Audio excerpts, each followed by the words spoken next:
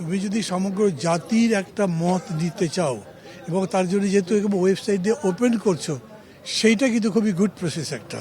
এবং তারপরে সবাই যদি পার্টিসিপেট করে, এবার একটা প্যানেল থাকে, সেই প্যানেলে যতজনই থাক, 10 জন 20 জন 30 জন, তারা মিলে পর্যালোচনা করে এটা করে, তাহলে এটা একটা ভালো দিকে যাওয়ার সম্ভাবনা আছে। অনেক কথা আসছে, ছাত্ররা বিশেষ করে বলেছে আওয়ামী লীগের ইনভলভমেন্ট, তাদেরকে সুযোগ দেওয়া উচিত হবে কি হবে না, খুব তীব্র বিরোধিতা করেছে। তারপরে তাদের যে চার্টার, মানে ওই প্রোক্লামেশনের ব্যাপারটা ছিল, জুলাই চার্টার, ওইটা বলেছে এটার প্রতি আপনারা রেসপেক্ট দেন, আমাদের এটাকে আইন সিদ্ধ করেন যাতে এটা সবার সম্পদ হয়, ইত্যাদি এরকম করে বলে মানে সব কিছুই এর মধ্যে বলা হয়ে গেছে। যদিও বলা হয়েছে ভূমিকা, কিন্তু আলোচনা প্রায় সব কিছুই আসছে, ডিটেল আর আলোচনা হবে। ওই হিসেবে আমি মনে করি দ্য বিগিনিং ইজ গুড,